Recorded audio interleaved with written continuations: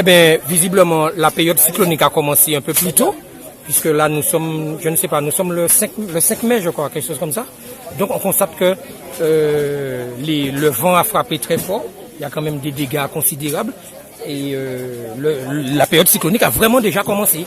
D'ailleurs, là, ici à Fond-Larion, à Saint-Luce, voilà, il y a eu des vents très forts. Je ne sais pas, là, les services météorologiques vont pouvoir nous dire, mais franchement, on constate que la période cyclonique a commencé très très tôt, plus tôt que d'habitude, puisque habituellement c'est vers le mois juillet, août, septembre, mais là, ça a déjà commencé. Quelles sont les dispositions qui ont été prises par les élus contre ça? Mais non, mais ils ont fait venir les gendarmes pour protéger la population. Je pense que c'est ça, c'est normal.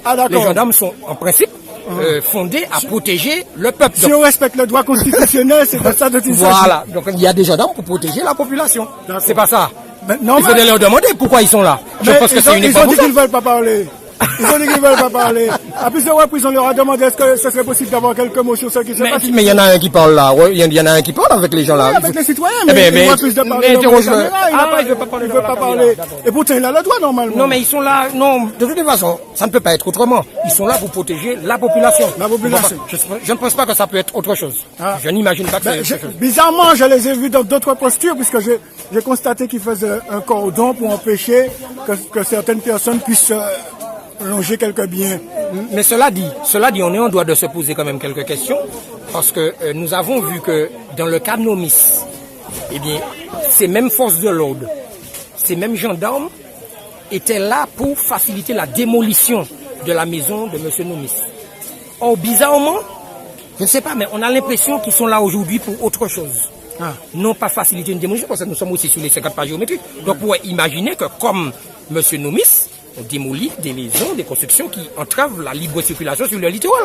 On peut imaginer ça, puisque c'est pas leur loi. Oui, tout à fait. C'est leur loi. Et pourtant, M. Nomis n'avait pas les pieds dans l'eau comme certaines maisons qui touchent le littoral. Finalement, on a le droit de se poser des questions. Est-ce qu'il n'y aurait pas deux poids, deux mesures dans ce pays?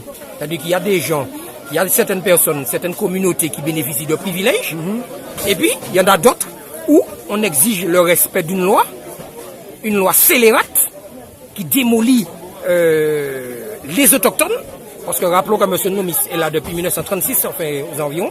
Et là, je ne sais pas depuis combien de temps ces gens-là sont là, mais bon, ils ne sont pas inquiétés. Et qu'est-ce que un mauvais temps aujourd'hui. Aujourd'hui, il y a un mauvais temps. Mais qu'est-ce que les Martiniquais devraient comprendre par ce mauvais temps? Les Martiniquais apprécient, ils peuvent venir. Hein. D'ailleurs, bon, si l'information arrive tout de suite, ils peuvent venir constater d'eux-mêmes.